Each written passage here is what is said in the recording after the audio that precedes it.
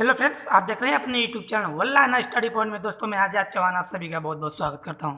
दोस्तों अगर चैनल पर नए हैं तो चैनल को सब्सक्राइब करिए और बेल आइकन को प्रेस करिए ताकि जब भी मैं कोई नई वीडियो अपलोड करूं तो नोटिफिकेशन आपको मिल जाए। दोस्तों आज हम बात करेंगे पर्यावरण से कुछ महत्वपूर्ण क्वेश्चन देखेंगे दोस्तों ऑनलाइनर, जो यूपी टेट, सी टेट और सुपर टेट के लिए बहुत महत्वपूर्ण है। और दोस्तों एमपी टेट जितने भी आपके शिक्षक भर्ती की एग्जाम है सबके दृष्टि से मोस्ट क्वेश्चन इनमें शामिल किए गए हैं।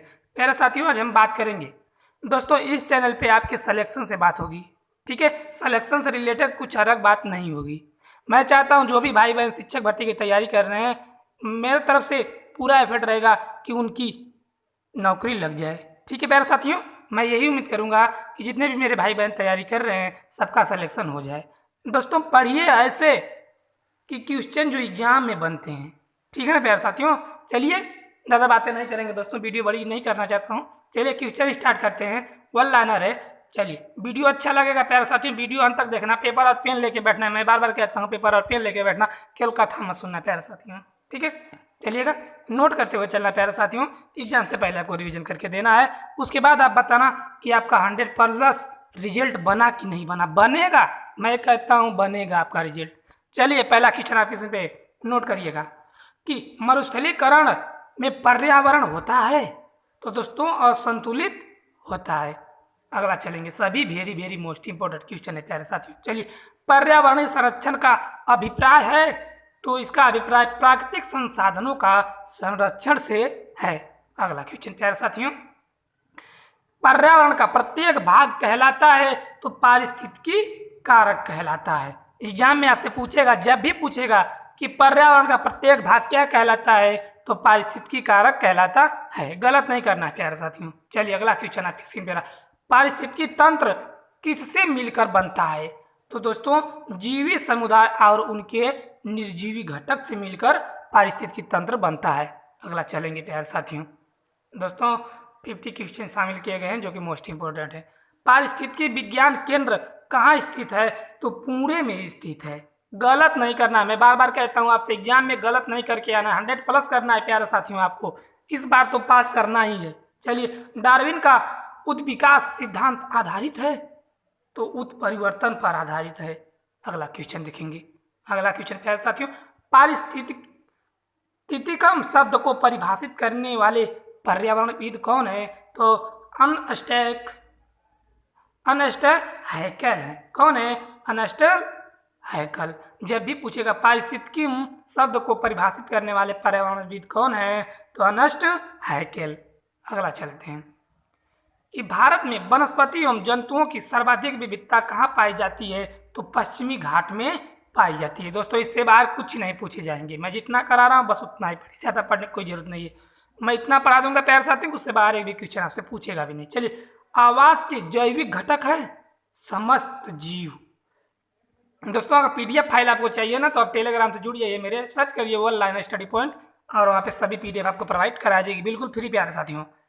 चलिए बगुला एवं भैंसों का अन्योन्याश्रय संबंध कहलाता है, तो बगुला और भैंसों का संबंध क्या कहलाता है, तो सहभागिता कहलाता है। आगे चलेंगे प्यारे साथियों, वीडियो अंत तक देखना दोस्तों, तभी आप कमेंट करना या लाइक करना, उसके पहले नहीं। जब पसंद आएगा तभी करना प्यारे साथियों। किसी भी आवास में सफल जीवन यापन हेतु उपयुक्त लक्षण है, तो अनुकूल। क्या लक्षण है? अनुकूल। अगला देखेंगे प्यारे साथियों। अगला क्वेश्चन आपकी स्क्रीन पर है कि एक पौधे पर दूसरा उगने वाला पौधा क्या कहलाता है। देखिए होंगे बहुत पेड़ों पे देखेंगे एक वृक्ष पे दूसरा वृक्ष उग जाता है, तो उसको क्या कहलाता है, तो एपीफाइट कहलाता है। याद रखिएगा प्यारे साथियों। अगला क्वेश्चन देखेंगे, विश्व पर्यावरण दिवस कब मनाया जाता है, तो 5 जून को विश्व पर्यावरण दिवस मनाया जाता है। ऑस्ट्रेलिया के मूल निवासियों को किस नाम से जाना जाता है, तो किस नाम से जाना जाता है प्यारे साथियों, एबोर्जिन्स के नाम से जाना जाता है। अगला देखेंगे, एस्किमो लोगों द्वारा टुंड्रा क्षेत्र में बर्फ के टुकड़ों की सहायता से बनाए गए अर्धगोलाकार आवासों को क्या नाम है, तो क्या नाम है, उसे इग्लू नाम से पुकारे जाते हैं। आपसे पूछ देगा कि इग्लू किसका घर है, तो आपको आंसर हो जाएगा किसका है, एस्किमो का। एस्किमो का घर किसका बना होता है, तो बर्फ का बना होता है। कई क्वेश्चन यहाँ से बनेंगे दोस्तों आपसे एग्जाम में, ठीक है, सभी आपको याद रखना है। चलिए अगला क्वेश्चन, एस्किमो लोगों का ग्रीष्मकालीन निवास गृह क्या कहलाता है? तो ट्यूपिक कहलाता है। ठीक है, अगला चले आइए, ऐसा जीव संबंध जिसमें संबंधित जीव परस्पर लाभान्वित होते हैं क्या कहलाते हैं? तो क्या कहलाते हैं? सहोपकारिता कहलाते हैं। अगला देखेंगे प्यारे साथियों, सभी very very most important question दोस्तों शामिल किए गए हैं। स्पाइरोगाइरा, हाइड्रिला एवं यूलोथ्रिक्स हैं, तो ये क्या है? जलोदभी हैं। क्या है? जलोदभी। अगला चलते हैं प्यारे साथियों, अम्ल वर्षा में कौन सा अम्ल उपस्थित होता है? अम्ल वर्षा में कौन सा अम्ल उपस्थित होता है? तो नाइट्रस अम्ल उपस्थित होता है। अगला चलेंगे प्यारे साथियों, कि हाइड्रोफाइट्स होते हैं समुद्री जीव होते हैं। क्या होते हैं? हाइड्रोफाइट्स क्या होते हैं? तो समुद्री जीव होते हैं प्यारे साथियों। अगला देखेंगे, लवणता को प्रति समुद्र जल में घुले नमक या ग्राम की मात्रा से व्यक्त किया जाता है। तो कितने ग्राम की मात्रा से व्यक्त किया जाता है? तो 1000 ग्राम। 1 केजी में पूछेगा तो 1 केजी, 1000 ग्राम बराबर है 1 का 1 केजी होता है। अगला देखते हैं, अगला क्वेश्चन है प्यारे साथियों आपका स्क्रीन पे, कि कुछ पर्वतों पर हमेशा जमी रहने वाली बर्फ की नदियां होती हैं, उन्हें क्या कहा जाता है? क्वेश्चन को समझिए। जो क्वेश्चन मैं कह रहा हूँ कि एक बार पढ़ने में समझ में नहीं आया तो 2 बार पढ़िए, 3 बार पढ़िए, लेकिन क्वेश्चन समझेंगे तो आंसर आप 90% सही करेंगे प्यारे साथियों। 100% तो मैं नहीं कहूँगा, क्योंकि अब अगर क्वेश्चन आप समझिए ना तो आंसर 90% आप सही करके आएंगे। और आप कोई भी यूपी टेटो, सी टेटो, एमपी टेटो, रीट, कोई भी आप एग्जाम दे रहे हैं, क्वेश्चन को पहले पढ़िए, समझ में गए क्वेश्चन का अर्थ ना, तो आप आंसर तो अपने आप मार देंगे। चलिए, क्या कह रहे हैं? कुछ पर्वतों पर हमेशा जमी रहने वाली बर्फ की नदियां होती हैं, तो हिमानी होती हैं। ठीक है, अगला देखेंगे, भूदृश्य पर जल, पवन एवं हिम जैसे विभिन्न घटकों के द्वारा होने वाले क्षय को कहते हैं, तो अपरदन कहते हैं। क्या कहते हैं? अपरदन कहते हैं। अगला क्वेश्चन देखेंगे प्यारे साथियों, समुद्र तक पहुँचते पहुँचते नदी का प्रवाह धीमा हो जाता है तथा नदी अनेक धाराओं में विभाजित हो जाती है, जिनको कहा जाता है, उनको क्या कहा जाता है? तो वितरिका कहा जाता है। दोस्तों, बहुत बार एग्जाम में सब क्वेश्चन पूछे गए हैं, सैकड़ों बार क्वेश्चन ये पूछे गए हैं आपके एग्जाम में, जितने भी क्वेश्चन हैं। ठीक है, चलिए, और आगामी आने वाले एग्जाम्स में ऐसे ही क्वेश्चन बनेंगे और एक क्वेश्चन पूछे जाने की संभावना है प्यारे साथियों। ठीक है, समुद्री जल के ऊपर लगभग ऊर्ध्वाधर उठे हुए ऊंचे शैवाली तटों को कहते हैं, क्या कहते हैं? तो समुद्री भृगु कहते हैं। ठीक है, अगला क्वेश्चन देखेंगे प्यारे साथियों, कि महासागरों की औसत लवणता कितनी होती है? तो 35 भाग प्रति 1000 होती है। कितनी होती है? 35 भाग प्रति 1000 ग्राम होती है। ठीक है ना। अगला देखेंगे, विश्व जल दिवस कब मनाया जाता है? तो 22 मार्च को विश्व जल दिवस मनाया जाता है।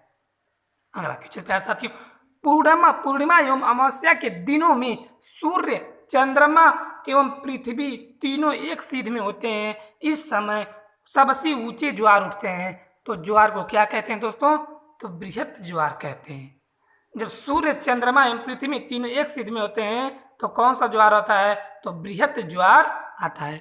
अगला देखेंगे प्यारे साथियों, मछली में भी मदद करते हैं, मछली पकड़ने में भी मदद करते हैं, तो कौन करते हैं? उच्च ज्वार करते हैं। अगला देखेंगे, भार के अनुपात में जल में हाइड्रोजन व ऑक्सीजन का अनुपात होता है, तो 1:8 होता है या 8 होता है। कितना होता है? 1:8 होता है या 1:8 होता है। ठीक है, आप सब क्वेश्चन याद रखिएगा, यही सब क्वेश्चन पूछे जाएंगे प्यारे साथियों। जब भी पूछेगा कि भार के अनुपात में जल में हाइड्रोजन व ऑक्सीजन का अनुपात कितना होता है, तो 1:8 होता है। ठीक है, शुद्ध जल का पीएच मान कितना होता है? तो 7 होता है। कितना होता है? 7 होता है। अगला देखेंगे, पानी का घनत्व किस ताप पर अधिकतम होता है? तो 4 डिग्री सेल्सियस पर पानी का घनत्व अधिकतम होता है। अगला क्वेश्चन प्यारे साथियों, अगला क्वेश्चन आपकी स्क्रीन पर, बहता हुआ जल मृत्तिका युक्त मृदाओं को काटते हुए गहरी वाहिकाएं बनाता है, जिन्हें कहते हैं, क्या कहते हैं? तो अवनलिकाएं कहते हैं, अवनलिकाएं कहते हैं। ठीक है, अवनलिकाएं। अगला देखेंगे, पानी का शुद्धतम रूप है, तो वर्षा का जल सबसे शुद्ध माना जाता है। अगला देखेंगे प्यारे साथियों, विश्व के लगभग कितने प्रतिशत भूभाग पर जल है?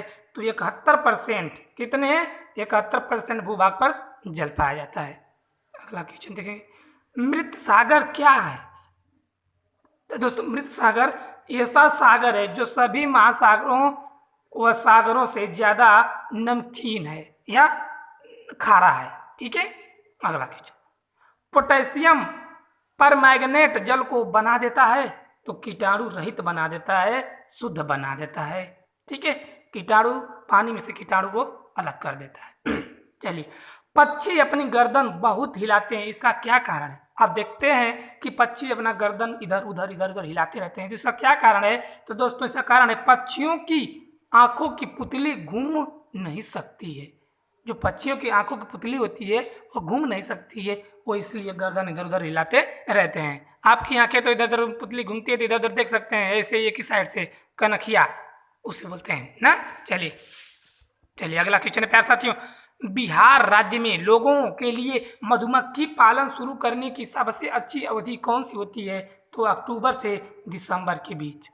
अगला क्वेश्चन देखेंगे, कुछ पक्षी मानव की तुलना में 4 गुना अधिक दूरी देख सकते हैं, ये पक्षी कौन है? तो दोस्तों एक चील, बाज, गीद, ये दोस्तों अन्य पक्षियों की तुलना में 4 गुना ज़्यादा दूर तक देख सकते हैं। अगला देखेंगे कि मांसपेशियों की सुचारू क्रिया के लिए खनिज की पर्याप्त मात्रा में आवश्यकता होती है?